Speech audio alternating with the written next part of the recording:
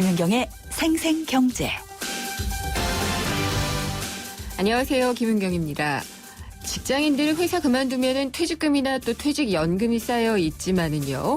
자영업 하시는 분들은 갑자기 가게 문 닫게 되거나 하면은 걱정이 큽니다. 이런 문제를 해결하기 위해서 만들어진 것이 노란우산공제인데요. 올해 시행 8년째인데 가입자가 아주 많이 늘었다고 합니다. 어떤 것이 장점인지 구체적인 내용 알아보겠습니다. 저희도 몇 차례 전해드렸는데요. 내년부터 고가 차량에 대한 보험료가 오르는 등 현재 자동차 보험 제도에 불합리했던 부분들이 일부 바뀌게 됩니다. 고가차와 저가차가 부딪혔을 때요. 고가차의 과실이 90%라고 해도 실제 수리비는 저가차 소유주가 많이 내는 경우도 있었거든요. 이런 부분도 개선이 되는지 당국 관계자로부터 직접 들어보도록 하겠습니다. 김은경의 생생경제 1부 시작합니다.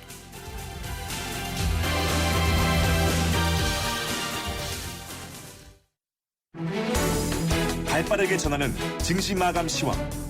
따끈따끈한 오늘의 증시 소식과 함께 심층 분석 시작합니다. 오늘의 증시 분석. 네, 오늘 증시 알아보겠습니다. 흥국증권 리서치센터의 서동필 수석연구원입니다. 안녕하십니까? 네, 안녕하세요. 네, 비도 오고 그런데 시장은 좀 올랐으면 좋았을 텐데 어떻게 끝났죠? 결과적으로는 지난 월요일에 급락, 그리고 화요일에 급등, 그리고 오늘은 휴지기 이렇게 표현해 볼 수 있겠습니다. 네. 종합주가지수는 0.7포인트, 0.04% 하락해서 1962.88포인트로 마감을 했고요.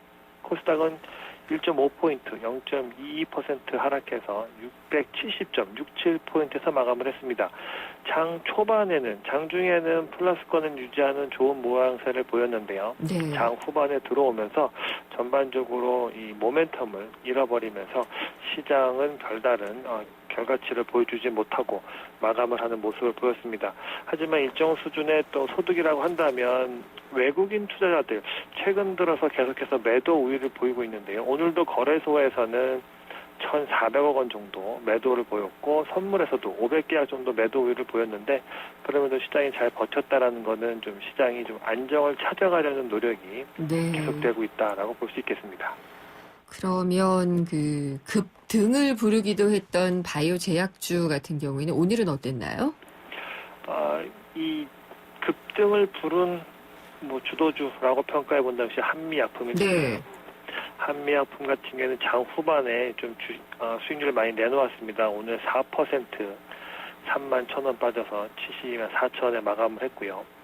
업종 지수 자체로도 전반적으로 의약품 지수는 3.14% 하락했으니까 오늘은 그동안의 대장주가 오늘은 좀 시장의 조종폭을 확대시키는 네. 악영향을 미쳤다라고 평가할 수 있겠습니다. 그동안에도 얘기가 많이 전해졌었잖아요. 이게 계약을 성사를 했지만 계약 규모라는 게 원래 받게 되는 금액은 실제로는 그렇게 많지 않고 또 주식 가지고 불공정 행위를 한 혐의가 있다 해서 조사도 들어갔다고 하고 그러니까 좀 여기에 대한 실망감 같은 것들도 영향을 미쳤겠죠?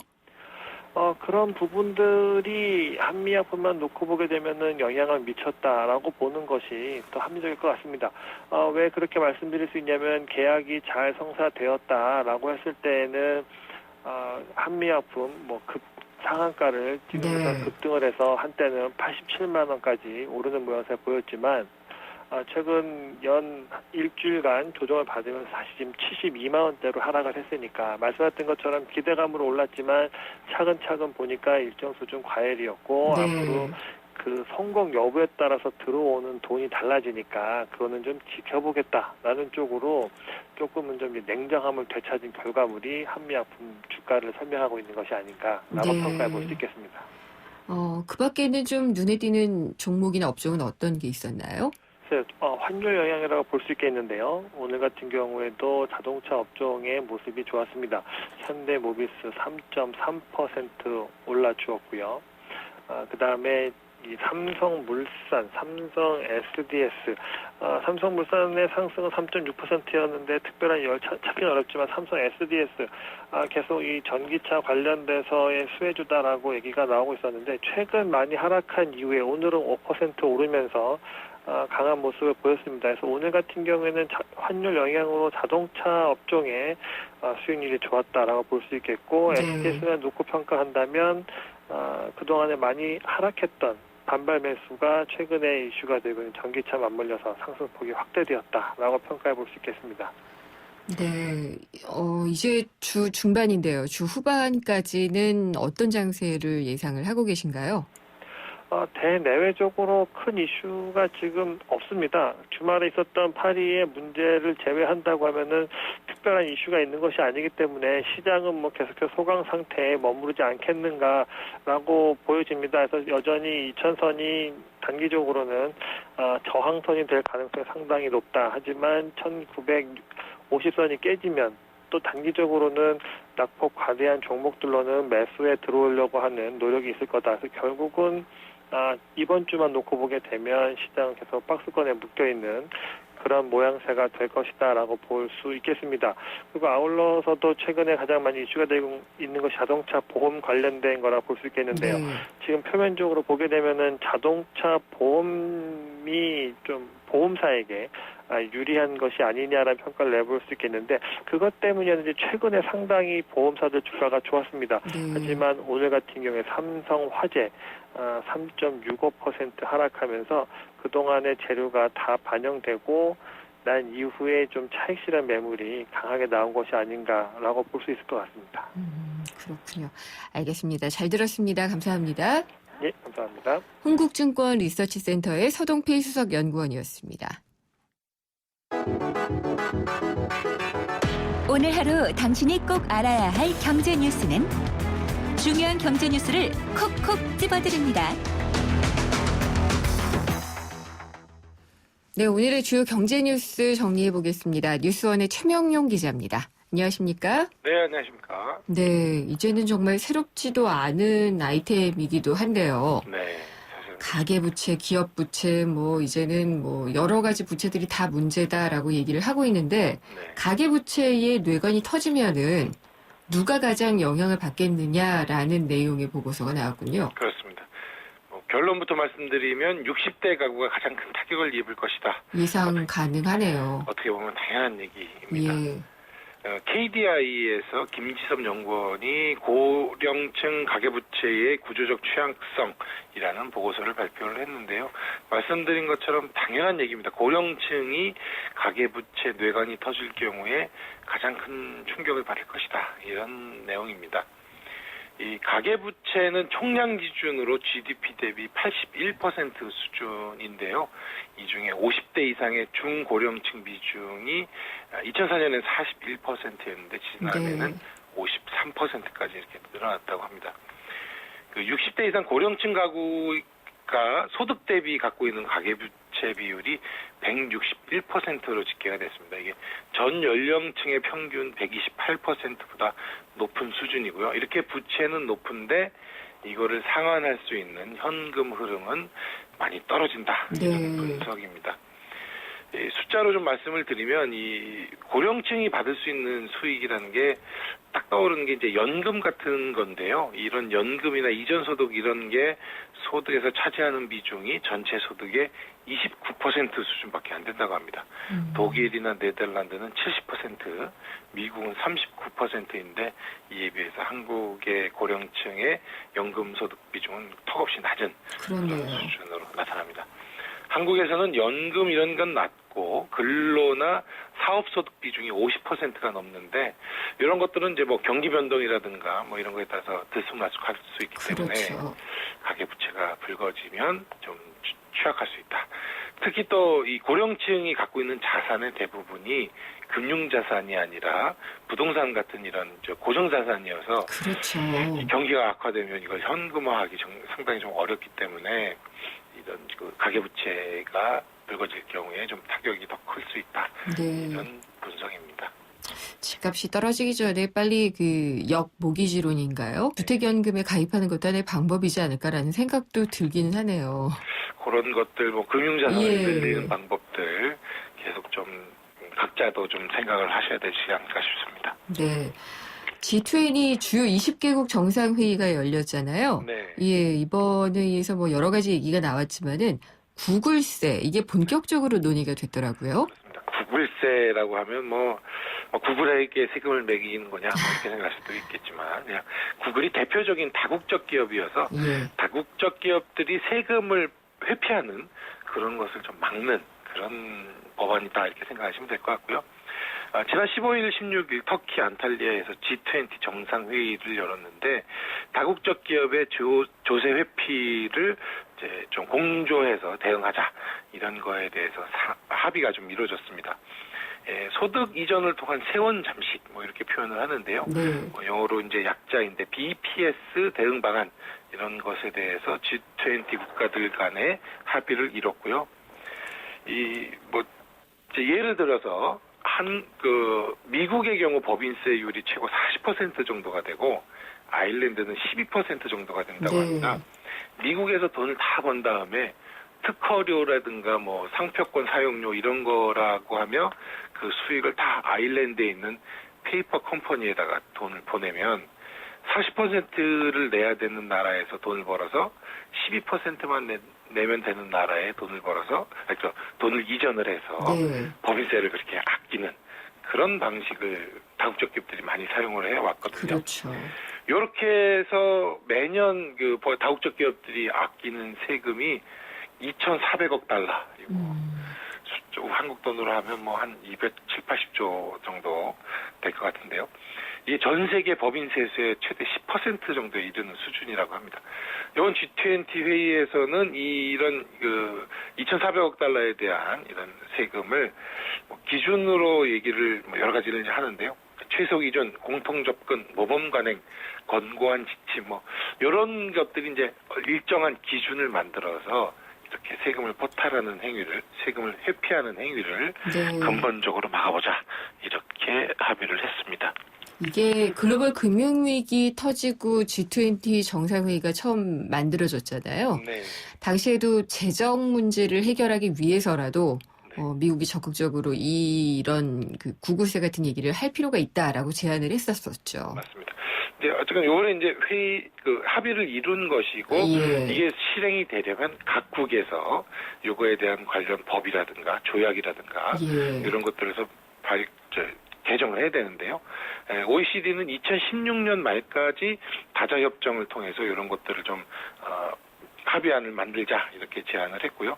한국을 포함해서 94개국이 협정 개발을 이제 추진을 하기로 했다고 합니다. 네. 조금 소득이 있는 곳에서 세금을 낸다는 것은 어떻게 보면 당연한 얘기이기 때문에 조금 조세 형평성 이런 게 좀 이루어졌으면 하는 바람입니다. 그러게요. 근데 우리나라에서도 유명인이라든지 또 대기업들이 버뮤다 이런데 네. 조세 회피처에다가 자산을 많이 옮겨놨다 이런 게 탐사 보도를 통해서 한번 밝혀진 적이 있었잖아요. 맞습니다. 그런 게 다 들어오고 있는 건지 모르겠네요. 이게 경우에 따라서 좀 다른 얘기기도 한데 예. 무슨 조선업체라든가 해운업체 이런 예. 경우에는 배 한 척을 만들 때마다 금융을 일으켜야 되기 때문에 그런 경우에는 이 조세 회피라는 조금 상황은 좀 다릅니다. 근데 네. 개인적으로 대기업의 오너가 네. 개인적으로 이렇게 자금을 빼돌린다라든가 이런 문제들은 근본적으로 좀 막는 방안이 필요할 것 같습니다. 네. 우리나라 경제 내년에 3% 성장도 어렵다 이런 얘기도 나오기는 하지만 제가 이렇게 아주 신뢰하진 않지만은 워낙 이제 3대 신용평가사로 뽑히고 있는 무디스가 얘기를 한 거라 네. 한국 신용 등급을 내년에도 비슷한 수준으로 가져가겠다 뭐라고 했다고 하네요. 그렇습니다. 이게 약간 긍정적으로 평가를 해줬으니까 고맙기는 한데 예. 진짜 말씀하신 것처럼 어느 정도 현실을 반영한 건지 약간 논란은 좀 있습니다. 네. 무디스가 이제 한국 신용평가와 함께 오늘 한국 경제에 대해서 이렇게 토론을 하는 기자 간담회를 열었는데 한국에 대해서 재정 건전성이 우수하기 때문에 내년에도 신용 등급은 그대로 유지할 것이다. AA3 등급을 유지할 것이다. 이렇게 발표를 했습니다. 수출 부문의 활력이 좀 약화됐고 소비 심리가 위축이 됐고 가계부채는 좀 늘어났지만 한국의 장단기 성장 전망 이런 거 앞으로 2년 반 10년에 걸쳐서 한국은 2~3% 정도의 경제 성장률을 계속 유지할 것이기 때문에 괜찮다. 네. 공기업의 부채 관리 노력이라든가 이 정부의 재정 이 건전성 이런 부분에 대해서는 긍정적이다. 이렇게 평가를 하면서 한국의 신용등급은 양호하다. 이렇게 분석을 했습니다. 이 무디스가 한국에 대해서 평가를 하는 게 국가신용등급을 평가를 하고 있고요. 22개 민간기업하고 16개 공기업에 대해서 신용등급을 부여를 하고 있는데 이런 기업들을 봤더니 다 민간기업에서도 실적이 양호하고 재무적 탄력성이 유연하다. 네. 이렇게 하면서 한국을 긍정적으로 평가를 했습니다. 그러니까 표본이 좀 왜곡될 수 있다는 그런 얘기네요. 그렇죠. 여기서 이제 반론이 제기되는 건데요. 네. 지금 무디스가 평가하고 있는 22개 민간기업, 16개 공기업 이런 것들은 대부분 대기업 또는 예. 대부분 좋은 기업들에 대해서만 평가를 하고 있거든요. 그러니까 요 기업들이 아닌 중소기업이라든가 조금 사이즈가 작은 것, 뭐 잘하시다시피 조선이나 해운 이런 것들은 실적이 워낙 나쁘고 외국인 투자자들이 거의 투자를 안 하는 곳이어서 무디스에서 이쪽에 대해서는 신용등급을 매기지 않고 있거든요. 이런 기업들에 대해서는 좀 어려운 상황이 예견이 되는데 이 기업들을 보지 않고 우량 기업들만 봤을 적에는 한국은 좋다. 네. 이게 조금 논란의 여지는 있습니다. 그러니까 대기업들이 미치는 영향은 크기 때문에 한국을 이렇게 평가하는 것 자체는 나쁜 것은 아닌 것 같습니다. 그렇군요. 저희 아이는 바나나를 안 좋아해요. 왜 바나나를 안 좋아할까요? 모르겠어요. 그래가지고 정말 저는 좋아하는데요. 정말 좋아하는데 네. 그리고 저는 어렸을 때 아프면은 바나나나 파인애플 같은 것들 많이 사주셨거든요. 부모님이. 그렇죠. 나이가 여기서 좀 드러나는 것 같은데 네. 이게 수입되는 게 좀 줄기도 했다고 하네요. 수요가 적어서 그런 걸까요? 그렇습니다. 이 바나나, 파인애플 과거에는 이게 뭐 없어서 못 먹는 비싼 과일이었는데 네. 이제는 너무 흔해져서 별로 좀 안 찾는 것인지 바나나, 파인애플 이런 게 좀 줄어들고 망고, 자몽 이런 예. 수입 과일들이 좀 많이 늘어났다고 합니다.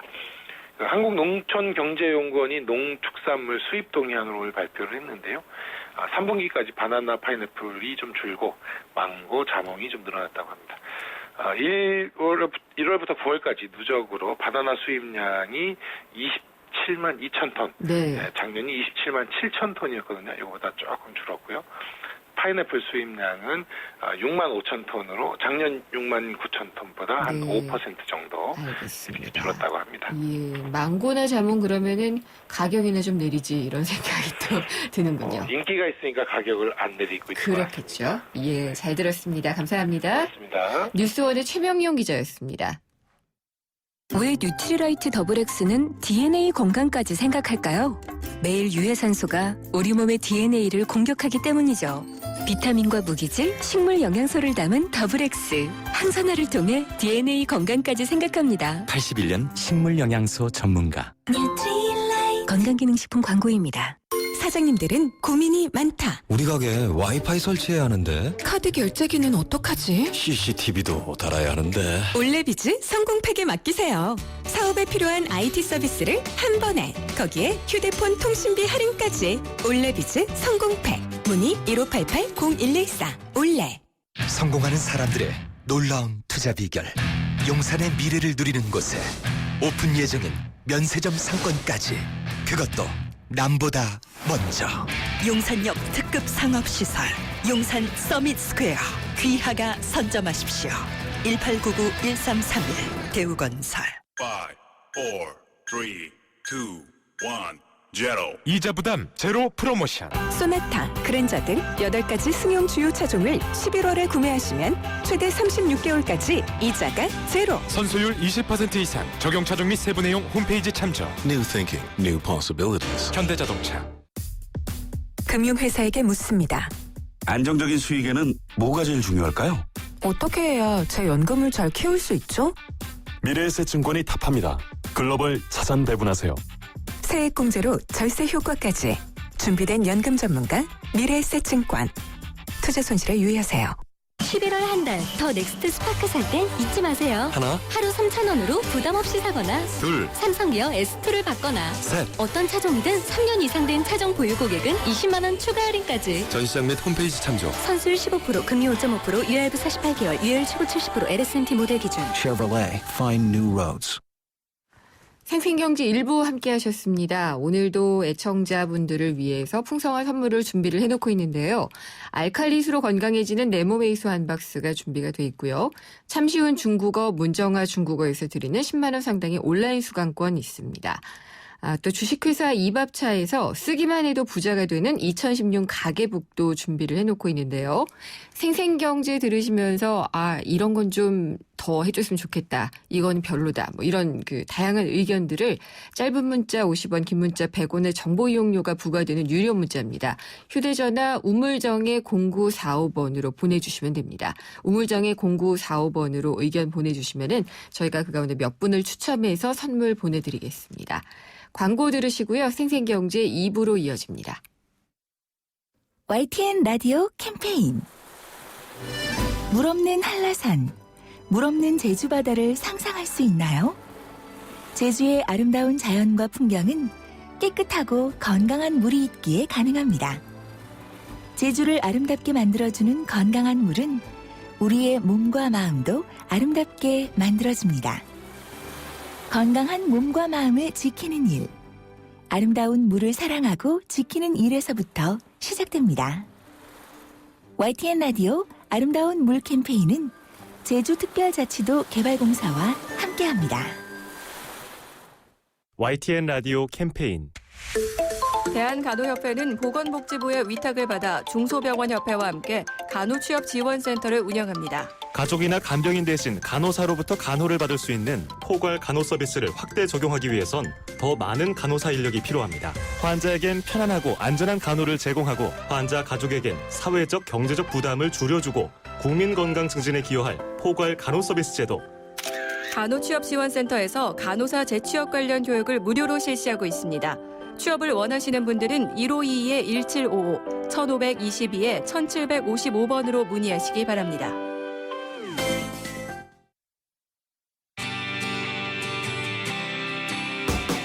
살맛 나는 경제, 내 삶인 경제. 바로 김은경의 생생경제입니다. 네, 오늘 생생 인터뷰입니다. 소상공인의 안전망 노란우산 공제 알아보도록 하겠습니다. 김은경의 생생경제 2부 함께 하고 계시고요. 사업하시는 분들은 직장인들과는 달리 걱정이 늘 있죠. 이 가게 닫으면은 어떻게 먹고 살아야 되나라는 걱정이 되거든요. 그래서 노후나 생계 문제 이런 것들을 걱정을 하는 분들을 위해서 노란우산 공제라는 게 있습니다. 올해로 시행이 8년째 되는 걸로 제가 알고 있는데 이런 고민들을 많이 해결해 주고 있다고 합니다. 가입자가 올 11월 현재 60만 명을 넘어섰다고 하는데요. 효과가 있는 건지 한번 알아보겠습니다. 중소기업중앙회 노란우산 공제사업부의 최무근 부장님 전화 연결해 보겠습니다. 부장님 안녕하십니까? 예, 안녕하세요. 네. 노란우산 공제 많이들 들어는 봤거든요. 예, 가입자가 60만 명 됐다라고 하는데 이게 어떤 건지 좀 구체적인 설명을 먼저 부탁드릴게요. 우선 노란우산 공제 제도는 소기업 소상공인이 이제 폐업이나 노령, 사망 등 위험으로부터 생활 안전을 기하고 사업 재기 기회를 제공하기 위해서 중소기업 협동조합법에 근거하여 2007년 9월부터 저희 중소기업중앙회에서 운영하고 있는 제도입니다. 네. 가입자가 지금 60만 명이 됐다고 하는데 이게 사실 잘 감이 안 와닿거든요. 소상공인들 얼마나 혜택을 보고 있는 건가요? 지금 현재 통계청 조사에 하면 국내 소기업 소상공인 숫자가 약 한 330만 개 정도 추산되고 있습니다. 네. 그럴 경우에 저희가 현재 60만 가입으로 보면 약 한 전체의 18% 정도 추정됩니다. 그렇군요. 아직도 가입하시면 도움이 될 텐데 많은 분들이 안 하고 계신 경우가 있는 거군요. 그래서 이제 아직 서울 경기권에는 저희가 그래도 인지도가 많은데 지방으로까지는 좀 인지도가 더 낮은 경향이 있어갖고 저희가 네. 이제 적극적으로 홍보도 하고 가입 창구 답변을 통해서 지속적으로 이제 노란 소기업 소상공인들 가입을 확대하기 위해서 노력하고 있습니다. 그러면은 이게 보통, 사적으로는 직장인들 같은 경우에 연금보험 같은 거, 연금저축 같은 거 많이 들어놓거든요. 그렇죠. 예, 아마 그런 역할을 하는 것 같은데, 예, 예. 월 다달이 부담하는 액수나 뭐 이런 것들은 많지는 않은가요? 지금 그 가입 조건은 소기업 소상공인이면 누구나 가입이 가능한데요. 네. 이제 매달 불입 금액은 5만 원에서 100만 원까지 만 원 단위로 자유롭게 불입할 수 있습니다. 그렇군요. 가입자 수가 이게 증가폭이 큰가요? 지금 저희가 2007년도 출발할 때 4천 명에서 출발을 해갔고요. 2010년도 5만, 2012년도 20만, 14년도 40만, 올해 11월 60만을 돌파하는 것 봐서는 저희가 예상을 뛰어넘는 그런 지속적인 증가폭을 보이고 있는 것으로 보입니다. 예, 많이 늘어나고 있네요. 예. 가입자 수가 이렇게 큰 폭으로 증가하고 있는 이유는 어디 있다고 보시나요? 무엇보다도 이제 노란우산 제도라는 그 경쟁력이지 않을까 싶습니다. 네. 현재 소기업 소상공인이 노란우산에 가입해서 부금을 불입할 경우에 300만이라는 소득 공제가 있고, 그다음에 이제 소기업 소상공인의 이제 경영 환경에 따라서 폐업할 경우를 대비했을 때 자기가 불입한 금액에 대한 압류 금지를 해서 그 자금으로 다시 재기 자금을 활용할 수 있다는 데 있고요. 그러니까 나중에 이제 뭐 채권자가 있다거나 그렇다고 하더라도 요거는 못 가져가는 거군요. 네, 그렇죠. 예. 이게 아마 가장 큰 메리트가 되지 않을까 싶고요. 네. 그다음에 이제 그 시중금리가 이제 좀 많이 낮아지다 보니까 저희 노란우산 같은 경우는 이제 복리이자로 해서 저희가 지급을 해드리고 있습니다. 네. 그러다 보니까 이제 소기업 소상공인들한테는 그 많은 도움이 되는 제도로 인식이 됨으로써 가입이 많이 늘은 것으로 생각됩니다. 예, 제가 좀 뒤에 여쭤볼까 했었는데 소상공인 그러면은 가입할 수 있는 조건이 소상공인은 어디서부터 어디까지인가요? 그건 현재 업종마다 틀린데요. 광업, 제조업 같은 기업들은 이제 당시 근로자 50만 미만으로 볼 수 있고요. 도소매 등 서비스는 10인 미만으로 해서 소기업 소상공인으로 볼 수 있는데, 저희 이제 노란우산 가입자 중에서는 이제 업종 제한이 있습니다. 그 뭐 일반 유흥업점이라든지 무도장 이런 거는 이제 밀봉양속에 제외된 업종 제외하고는 예. 다 가입이 가능합니다. 무도장 이런 데만 안 되는군요. 예. 그러면 이 혜택을 받을 수 있는 게 아까 그 이자나 소득공제 부분들 얘기를 해주셨고 공제금이 나중에 압류되거나 그런 것들이 금지가 되고 있다라고 말씀을 하셨잖아요. 예. 이런 걸 통해서 좀 도움을 받으셨던 예가 있다면 좀 구체적인 얘기 좀 들려주세요. 예, 이제 조금 사례는 많은데요. 네. 그중에 이제 제가 우선 생각나는 게 보면 그 2002년도에 이제 그 열쇠집을 운영하는 소규모 열쇠집을 운영하는 사장님이 계셨는데, 이제 그분이 그 경기 악화로 이제 열쇠집을 폐업을 하게 됐더라고요. 네. 그렇게 하면서 이제 힘들어하시다가 다시 이제 창업을 하시다 보니까 그때 마침 이제 그분이 노란우산 공제에 가입을 하셔갖고 그때 이제 그 불입한 그 부금을 가지고 다시 식당을 창업을 하셔갖고 지금 현재 종업 한 4명 정도 채용하시면서 네. 지금 잘 사업을 운영하고 계시다고 그렇게 하신 분도 계셨고요. 네. 또 한 분은 이제 여성경제인이신데 그 인천에 이제 전자제품 제조업체를 운영하는 분이 있는데요. 예. 그분이 이제 어쨌든 그 사업을 좀 알뜰살뜰하게 잘 키워오시다가 이제 그 투자가 뭐가 잘못된 관계로 해서 갑자기 폐업을 하게 됐습니다. 그래서 그분이 보니까 이제 집이나 공장 이런 데 압류 딱지가 붙어가지고 많이 힘들어하시다가 예. 저희 노란우산 공제에 가입했던 부금을 가지고 이제 생활안정장을 쓰면서 다시 사업 재기를 하신다고 그렇게 하시더라고요. 그렇군요. 이게 압류 금지가 된다는 메리트가 상당히 크겠네요. 그렇죠. 요즘같이 이제 폐업률이 높은 상황에서 국내에 있는 경기 악화로 아무래도 네. 대기업보다는 소기업들의 그런 경기 영향을 많이 받지 않습니까? 그렇죠. 예. 예. 근데 만약에 이 노란우산 공제에 가입을 해가지고 다달이 잘 부금을 넣고 있었는데 예. 폐업하는 경우가 아니라요. 계속 그냥 잘 될 경우에 그 부금은 언제 어떤 식으로 돌려받게 되나요? 요거는 이제 그 만기라는 개념도 있는데요. 그때 이제 가입한 10년 이상 되고 그 나이가 60세 이상 될 경우에는 그 노령 사유로해서 이제 공제금을 일시불로 수령할 수도 있고 네. 임금 형식으로도 수령할 수 있습니다. 예. 그러면은 어쨌든 가입하시는 분들이 많이 접근하기 좋을 텐데 요즘에는 그 금융 상품도 모바일이나 온라인으로 하는 경우가 많이 있거든요. 노란우산 공제 가입도 그런 식으로 가능한가요? 예, 현재 이제 노란우산 관련해서는 이제 인터넷 홈페이지를 통해서 가입을 할 수 가능하고요. 네. 그다음에 이제 그 아무래도 가입자들은 편의성을 제고하기 위해서 이제 작년에 저희가 모바일 앱을 하나 또 해서 시켜놨습니다. 네. 그래서 모바일 앱을 자기가 갖고 다니는 핸드폰을 통해서 저희가 가입을 할 수 있고 보험도 납부할 수 있도록 그렇게 되어 있습니다. 혹시라도 이제 계속 노란우산 공제의 운영을 위해서 애써 오셨기 때문에 요거는 좀 미비해서 좀 보완하면 좋겠다라는 부분이 있다면 좀 말씀을 해주시죠. 지금 그 우선 생각나는 거는 이제 노란우산 관련해서 이제 현재 소득공제 300만 원에 대한 부분에 이제 가입하신 분들이 좀 확대를 해달라는 요청이 좀 많이 있습니다. 네. 그래서 그 관련해서 저희가 이제 그 가입자들 의견을 들어서 국회 이제 홍지만 국회의원을 통해서 이제 소득공제 확대 부분을 건의를 해놓은 상태이고요. 그럼 지금 연 300만 원 한도인데 좀 낮춰주는 건가요? 아주 500만 원까지 좀 높여달라는 거죠. 500만 원까지? 예. 그러면은 의원 입법으로 해서 지금 일단 국회에 가 있는 거네요? 예, 그렇습니다. 예, 알겠습니다. 또 정부에서도 할 수 있는 몫이 있지 않을까요? 아무래도 이제 저희 그 정부에서도 이런 예. 소기업 소상공인들의 이제 사회 안전망으로서 노란우산 공제가 잘 되어서 요즘 같이는 이제 그 베이비 부모 세대가 이제 그 많이 이제 시장으로 나오고 있지 않습니까? 네.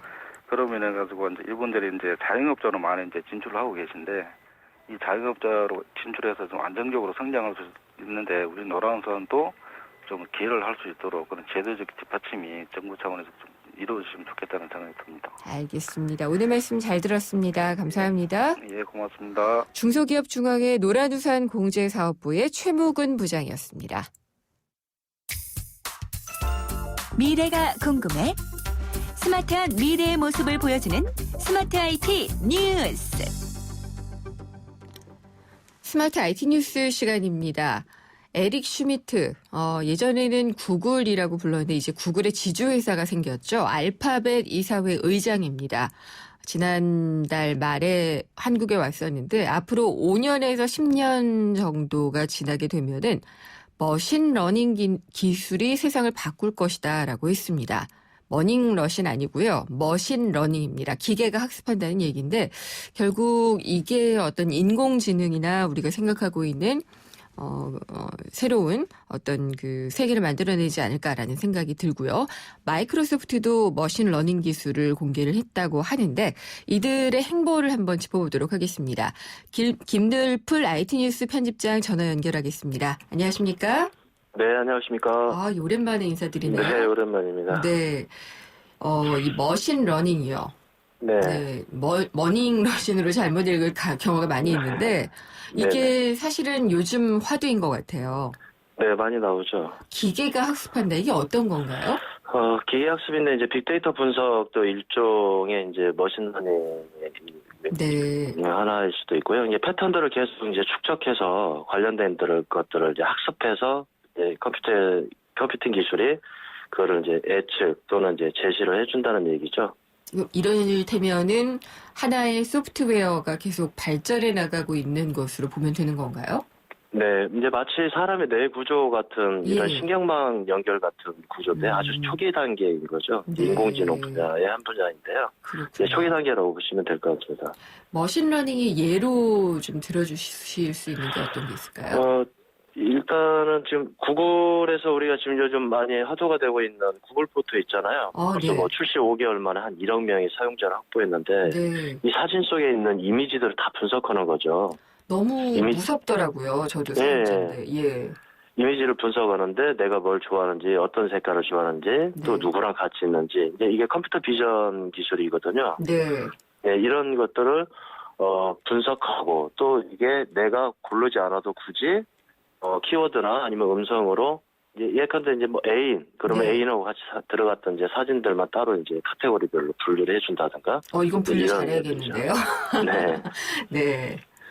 그렇군요. 그러면은 사실 예전에 그 스티븐 스필버그 감독의 영화인가요? 인공지능 AI라는 영화도 있었잖아요. 네, AI도 있고 관련된 영화 많이 있죠. 예, 그런 것들이 이제 현실화되고 있는 거네요. 네. 이제 그 이제 시작이라고 보면 될 것 같고요. 사실은 머신러닝 기술이 수년 전부터 이제 이게 나왔던 건데 다시 이제 부각이 된 거거든요. 네. 예. 근데 이제 여기서 중요한 게 구글이 이 머신러닝 자체 개발 기술을 오픈 소스로 이제 이거를 공개했다는 거고요. 네. 여기 마이크로소프트도 이제 따라서 같이 공개했는데 예. 이게 시장의 파이가 굉장히 크거든요. 근데 왜 오픈 소스로 가는 걸까요? 그게 이제 생태계 에코시스템을 이제 빨리 선점하려는 게 힘든 것이죠. 네. 그러니까 안드로이드를 그렇게 했듯이. 네네. 그렇군요. 그러면은 사람의 얼굴이라든지요. 또 뭐 네네. 고양이다 아니다 뭐 이런 거 인식하는 거 이런 거는 사실 어떤 기술이 어떻게 판단을 내리는지 궁금해요. 이제 특징적인 것들을 찾아내는 거죠. 사진 속에서 이제 특정한 선, 이게 라인인 거죠. 얼굴 라인. 네. 고양이 라인이냐, 아니면 표범 라인이냐, 고릴라 라인이냐 이런 것들을 그다음에 이제 특징적인 색에 대한 분포, 어떤 색깔들을 가지고 있냐 이런 것들을 쭉 추출하고 아 이거는 고양이다, 이건 뭐 표범이다, 이건 고릴라다 이런 형태로 이제 판단을 내리는 건데요. 네. 이게 한 3살, 4살 정도 지능의 그 분야로만 본다면 이런 형태로 이제 경험을 축적하는 것이죠. 그래서 그 관련된 것들을 이제 근데 아무래도 이제 100% 이것들을 인식은 못 하고 있는 거고요. 네. 페이스북 같은 경우에는 이제 93% 정도, 네. 3% 정도 지금 이 분류를 한다고 지금 나와 있습니다. 그래서 페이스북에서 자동으로 막 태그를 걸어주더라고요. 네, 이제 사진 찍으면 얼굴들 이게 예반이 이제 되는 거, 지역 기반, 네. 그다음에 기존의 이제 사진들을 이제 쭉 이제 분석을 하는 것들이죠. 그리고 또 음성 인식은 약간 또 좀 초기 단계인 것 같고 메일함에 있는 스팸 메일을 걸러주는 기능 이런 것도 사실은 기계가 잘 해주고 있잖아요. 네, 잘 해주고 있고요. 이제 또 중요한 거는 우리 기자들 굉장히 메일이 많이 오잖아요. 아, 그렇죠. 네, 이제 두 가지 경우가 있겠죠. 스팸 메일을 먼저 걸러주는 경우, 또는 이제 기존의 개인 사용자가 메일들을 어떤 걸 더 선호했나를 분류를 해서 그거를 맨 앞으로 또 다시 재배치해 준다다가 네. 이런 게 지금 구글에서 그 G메일에 이런 머신러닝 기술을 지금 현재 도입하고 있는 것들이죠. 구글이 제일 앞서 있나요? 현재는 구글의 머신러닝이 제일 앞선 걸로 지금 전문가들 얘기가 나와 있습니다. 그렇군요. 마이크로소프트가 발표한 건 어떤 내용인가요? 마이크로소프트도 뭐 비슷한 내용이고요. 그런데 이제 이 마이크로소프트는 이제 두 가지 부분이죠. 음성 인식 부분하고, 그 다음에, 그 관련된 키워드별로 그 맥락들을 분석해서 그 키워드가 어떻게 연결이 되나 정의를 내리는 두 가지 형태의 머신러닝 기술이 지금 오픈되어 있습니다. 그렇군요. 그러면은 이 기술들이 그냥 그 자체의 서비스로는 기업들에게도 돈도 안 되고 사용자들도 그냥 흥미로울 뿐이지 더 이상 뭔가가 안 되잖아요. 이 두 가지를 다 만족시킬 수 있는 어떤 산업으로서의 발전 가능성은 어떤가요? 지금 모든 전반적인 산업에 이 머신러닝 기술이 가장 핵심 분야라고 볼 수가 있고요. 네. 왜냐면 예컨대 이제 이런 전반적인 모든 마케팅 요소도 마찬가지일 거고요. 그 다음에 특히나 이제 IoT나 빅데이터나 클라우드 단에서 이런 머신러닝을 활용해서 사용자한테 맞춤형 서비스를 할 수 있다는 것들이거든요. 네. 그래서 이게 이제 소프트웨어 기술, 알고리즘을 어떻게 짜느냐가 굉장히 중요한 변수가 되는 것들이죠. 혹시 뭐 병원 이런 데서도 이런 게 가능하지 않을까 이런 생각이 좀 들기도 해요. 네, 이제 그 좋은 사례가 있습니다. 미국의 MD 앤더슨이라는 암센터가 있는데요. 네. 여기 이제 IBM의 그 슈퍼컴퓨터를 활용해서 기존의 백혈병 환자에 대한 치료법들을 이제 찾아낸 건데 약 400만 건의 이제 백혈병 환자 사례를 쭉 찾아냈죠. 네. 그래서 그 대입을 시키는 거죠. 이게 확률로 이런 환자는 이런 방법으로 치료를 했을 때 낫는구나라는 것들을 결과값을 이제 찾아내는 것들이죠. 그래서 굉장히 좋은 사례로 나와 있습니다. 머신 러닝하고 빅데이터는 붙어 있는 거군요. 그러니까 이 머신이 학습하는 게 빅데이터. 네, 지금 머신러닝의 가장 기본적인 노데이터 개념이 이제 빅데이터가 들어가 있어야 되는데, 근데 중요한 게 이제 요즘에 이 애플은 지금 이 관련된 머신러닝 발표를 안 하잖아요. 네. 여기 애플을 얘기를 쭉 들어보면 개인정보들을 저장을 하지 않겠다라고 얘기를 하거든요. 그럼 빅데이터 기반이 아니다. 애플의 특허들을 잘 살펴보면은 데이터 기반이 아니라 패턴 기반으로 많이 이렇게 보이거든요. 패턴 기반이요? 네, 패턴. 이게 일주일 뒤에 개인정보가 사라지더라도 한 개인의 사용자가 어떤 패턴으로 움직이느냐 패턴을 찾아내는 거죠. 그렇군요. 구글 같은 경우에는 수많은 데이터들을 축적해서 거기서 패턴을 찾아내거든요. 근데 그러면은 이제- 개인정보 보호의 문제나 이런 것들은 구글 쪽에 더 약간 좀 문제가 될 소지가 생길 수가 있는 있죠, 거네요. 향후에. 네네. 그리고 이제 그 머신 러닝이라는 단어하고 딥 네네. 러닝이라는 말하고 같이 쓰이고 있잖아요. 두 개 네, 같은 많이들 건가요? 혼동해하고 있죠. 네. 같은 건가요? 다른 건가요? 같을 수도 있는데 좀 이제 별개로 좀 보는 부분이고요. 이걸 네. 처음에 이제 규정하고 정의를 내렸던 부분들이 아무래도 머신러닝은 데이터 기반에서 패턴을 찾아낸 거라고 본다면 딥러닝은 좀 더 뎁스 개념으로 깊이 더 들어가서 감정까지 읽어내는 것들이 아니냐 이렇게 좀 보고 있는 것들이죠. 명확하게 아직 뭐 이게 딥러닝이다, 예. 머신러닝이다라고는 지금 규정이 지금 안 돼 있는 상태인데 대부분 이렇게 분류를 좀 하죠. 이게 초기 단계는 머신러닝으로 접근하고 거기에서 사용자들에 네. 대한 좀 더 이제 딥한 이런 서비스들은 딥러닝 기술을 좀 활용해야 된다. 네. 이렇게 보고 있는 거죠. 시간이 얼마 안 남아서 국내 상황은 어떤지 간략하게 좀 들려주세요. 네, 네이버도 그렇고요. 카카오도 뉴스 크리에이션 시스템 루빅스를 활용해서 그 뉴스 소비 패턴들을 분석해서 그 그룹화해서 이제 추천을 해주고 있고요. 특히 네. 이제 네이버가 한 1,000억을 5년 안에 투자를 하겠다 관련 기술에. 근데 이제 이 중요한 거는 전문가들인데 네. 전문가들이 이제 국내에 들어올 것이냐. 예. 아니면 국내에 그러한 역량을 가진 핵심 역량을 가진 엔지니어들이 있느냐 이런 부분들인데 네. 뭐 뉴욕 대학의 얀 러쿤 같은 경우는 페이스북 1인자인데 페이스북에서 모셔왔고요. 네. 그리고 앤드롱 교수도 뭐 바이두에서 그렇군요. 네, 뭐 그런데 국내에는 좀 어떨지 좀 예. 지켜봐야 되지 않나 네. 이렇게 보고 있습니다. 말씀 감사합니다. 잘 네네. 들었습니다. 네, 고맙습니다. 김들풀 IT 뉴스 편집장이었습니다. 국민 모두 함께 하나, 둘, 셋, 넷. 숨을 한번 크게 마시고 가슴을 활짝 펴세요. 한 걸음, 두 걸음, 국민 모두 함께 걸어가요. 지금까지의 아웃도어를 넘다. 대한민국 국민이라면 스타, 트랙스타. 백종원입니다. 올해도 맛있는 김치를 원하시죠? 제가 쉬운 방법을 알려드릴게요. 김치 톡톡에 넣고 유산균 버튼을 톡 누르세요. 참 쉽죠? 맛보세요. 유산균이 12배 더 많은 김치톡톡으로 더 쉽게 맛있는 김치를. LG디오스 김치톡톡. 사장님들은 고민이 많다. 우리 가게 와이파이 설치해야 하는데 카드 결제기는 어떡하지? CCTV도 달아야 하는데 올레비즈 성공팩에 맡기세요. 사업에 필요한 IT 서비스를 한 번에. 거기에 휴대폰 통신비 할인까지. 올레비즈 성공팩. 문의 1588-0114. 올레. 대한민국과 프로지오가 함께 만듭니다. 누구나 부담 없는 뉴스테이에서 행복한 마을 공동체까지.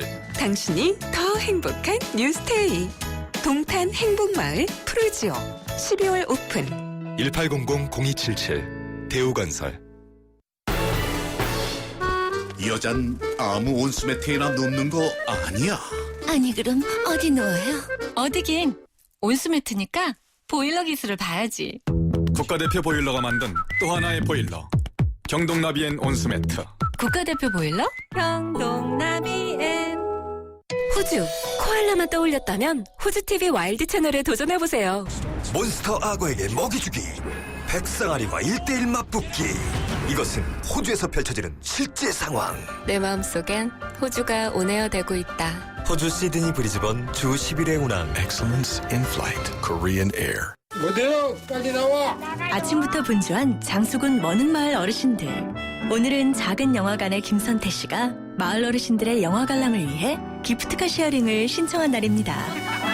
좋은 생각까지 나누는 모두의 차. 기프트카 쉐어링. 지금 신청하세요.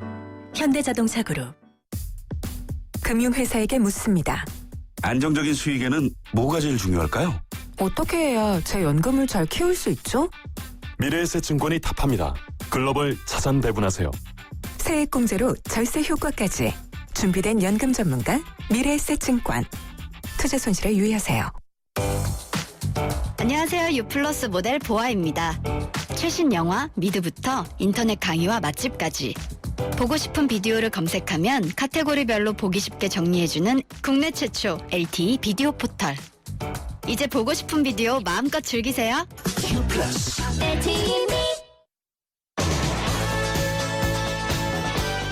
김윤경의 생생경제 2부 포스코 그리고 마지막 안주 숙취해소 캔디 키스립과 함께했습니다. 생생경제 3부에서는요. 자동차 보험 합리화 방안을 알아보려고 합니다. 4시 뉴스 듣고 3부에서 뵙겠습니다.